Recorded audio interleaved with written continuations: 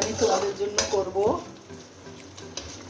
পাঙ্গাস মাছের মাথা লেজ দিয়ে পালং শাক দিয়ে। হ্যাঁ, এই যে পাঙ্গাস মাছ একটু মশলা মাখিয়ে রেখেছি, মাথা লেজ একটা মাছ নিয়ে এখন আমি কড়াইতে একটু তেল দিয়ে পেঁয়াজ কুলি দিয়ে দিলাম আর পেঁয়াজ পাতা দিয়ে দিলাম।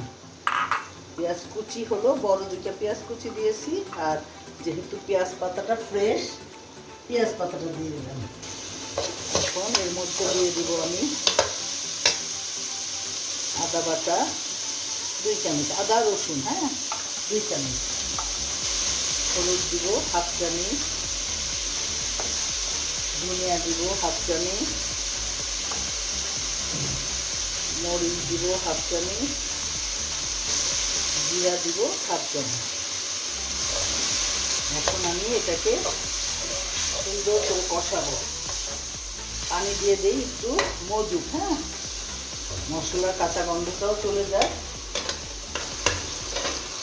মশলাটা কষানো হয়ে গেছে, আমি একটা দিয়ে দিচ্ছি এই যে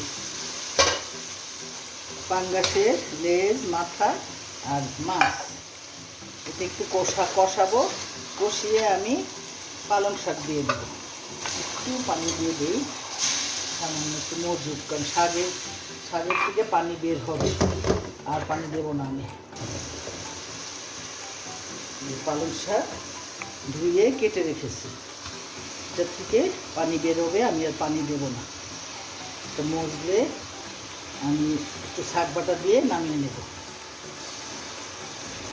একটু টমেটো কাটা আছে, আমি এটা দিয়ে দিচ্ছি, ঢেকে রাখছি মজুক।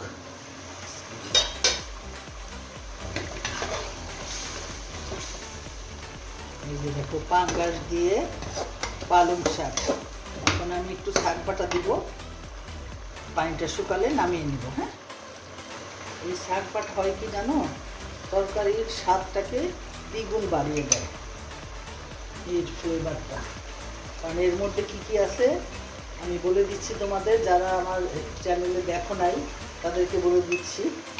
তেলের মধ্যে প্রথমে 1 মুঠ চাল দিবে, হ্যাঁ ভাত খাওয়ার চাল যে কোনো। তারপরে তার মধ্যে দেবে তুমি পেঁয়াজ কুচি, কাঁচামরিচ, শুকনো মরিচ আস্ত, তারপরে জিরা, এগুলো দিয়ে একটু তেলে সুন্দর করে ব্লেন্ড করে রেখে দেবে। যখন যেই তরকারি রান্না করো সেটার মধ্যে দিয়ে দেবে। এটাও আমার হয়ে গেছে, আমার একটু ঝোলটা কমলেই আমি নামিয়ে নেব।